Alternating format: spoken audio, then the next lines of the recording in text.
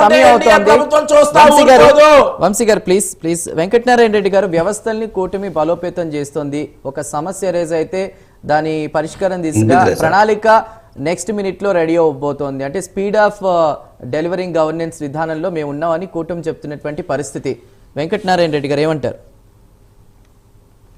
గ్రామీణ ఉపాధి హామీ పథకము ప్రవేశపెట్టినది ఎక్కడైతే పేద ప్రజలు నిమ్న వర్గాలు ఉన్నారో వారి కోసం కేంద్ర ప్రభుత్వం ప్రవేశపెట్టింది.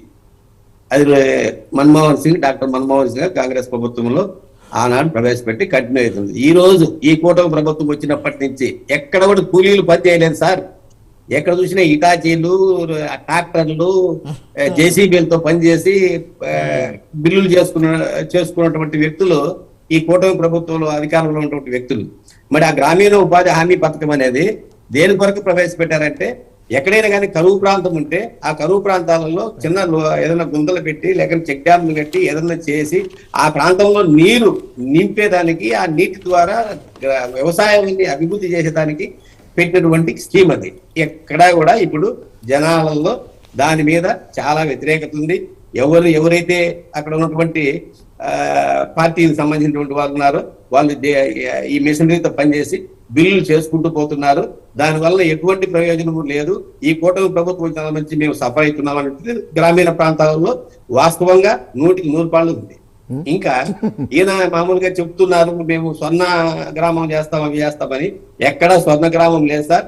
ఈ ఆంధ్రప్రదేశ్ లో ఈ కూటమి ప్రభుత్వం వచ్చినప్పటి నుంచి ప్రతి గ్రామంలో కక్షలు, హత్యలు, అఘాయిత్యాలు తప్ప ఎక్కడా స్వర్ణ గ్రామం చేసే పరిస్థితులకు లేదు.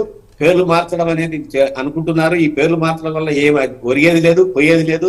అది వాళ్ళకు తెలుసు.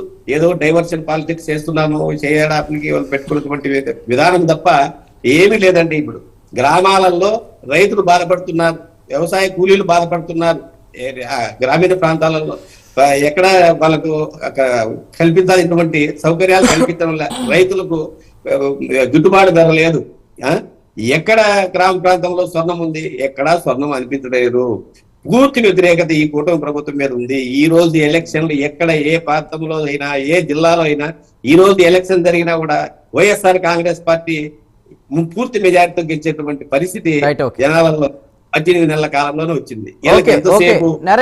జగన్మోహన్ రెడ్డిని అనగదొక్కాలి, పార్టీని ఏ విధంగా నిర్వీర్యం చేయాలి అనే తపన పడుతున్నారు. కానీ ఇది అక్కడ జరగదు సార్. ఎంత జరగదంటే ఇక్కడ ఒక ఎమోషన్ తో ఉన్నటువంటి కార్యకర్తలు ఈ వైఎస్ఆర్ కాంగ్రెస్ పార్టీలో ఉన్నారు.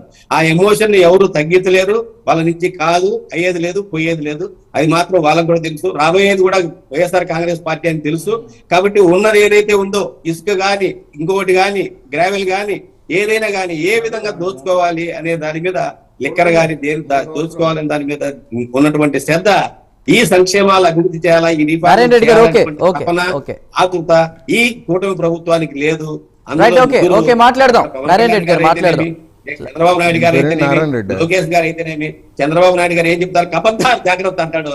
లోకేష్ గారికి లోపల ఏం చెప్తాడు, ఈ కార్యకర్తలకు గారి ఇన్ఛార్జీలకు ఏం చెప్తాడు, go ahead I am with you అనే ఈ లోకేష్ గారు చెప్తాడు. పవన్ కళ్యాణ్ ఏం చెప్తాడు, మీరు ఇద్దరు చెప్పిండేది కూడా నేను బాగా అనుకున్నటువంటి వ్యక్తి, 4వ ముఖ్యమంత్రి అయినటువంటి వ్యక్తి ఈ ప్రాంతాన్ని, ఈ ఆంధ్రప్రదేశ్ ను ఈ ప్రపంచ పటంలో చూపించాల్సిన అవసరం లేదు. భారతదేశంలో ఒక డెవలప్ అయినటువంటి రాష్ట్రంగా చూపిస్తే చాలు అనేది ప్రజలు కోరుకుంటున్నారు. అది మాత్రం నిర్వీర్యం చేస్తున్నాడు ఈ చంద్రబాబు నాయుడు గారు అనేది ప్రజల్లో బాగా ఉన్నది. మందిని ఇచ్చినారు. గ్రామాన్ని నిర్వీర్యం చేసే ప్రయత్నం ఇటు కూటమి ప్రభుత్వం, అటు కేంద్రంలో. నారాయణ రెడ్డి గారు ఒక్క నిమిషం నారాయణ రెడ్డి గారు, పల్నాడులో అయితే ఎవరు చెప్పింది అందులో నారాయణ రెడ్డి గారు కాబట్టి ఇవన్నీ కూడా మాని ఈ రాష్ట్ర అభివృద్ధికి, ఈ రాష్ట్ర ప్రయోజనాలను దృష్టిలో పెట్టుకుని చంద్రబాబు నాయుడు గారు ఈ కూటమి ప్రభుత్వం ముందుకు పోతే ఏ మంచి జరగాలని నా అభిప్రాయము. స్థితి ఎందుకు వచ్చింది, చెప్పాల్సిన బాధ్యత వాళ్ళకున్నది. ఎందుకు పేరు మాట్లాడిన స్థితి వచ్చింది? మాట్లాడదాం. మనకి ఇంకా ప్యానెల్ లో సభ్యులు ఉన్నారు. వెంకటనారాయణ రెడ్డి గారు మాట్లాడదాం. అదే ఏంటి ఒక జిల్లాకు అక్కడ ఎన్టీఆర్ పేరు న్యూట్రల్లో పెట్టారు. మరి దాన్ని ఎవరు appreciate చేయలేదు. నారాయణ రెడ్డి గారు కాబట్టి మాట్లాడదాం, ఈ కన్క్లూజన్ ప్రజాస్వామ్యంలో తీసుకుంటాను, బాగా సమయం అవుతోంది, ఏదైనా ప్యానెల్ లో ఇంకా ముందుకు సభ్యులు ఉన్నారు. మనకి రైట్, ఎట్లా లక్ష్మీకాంత్ ఏ గారు విధంగా చేయాలి, ప్లీజ్. ప్రజాస్వామ్య పద్ధతులు అన్ని తెలుసు చంద్రబాబు నాయుడు గారికి. ఆ విధంగా ముందుకు ఈ దేశాన్ని ఈ రాష్ట్రాన్ని ముందుకు తీసుకుపోయి అభివృద్ధి పరిస్తే బాగుంటుందని నా అభిప్రాయం. ఓకే రైట్, అయిపోయింది. చెప్పండి.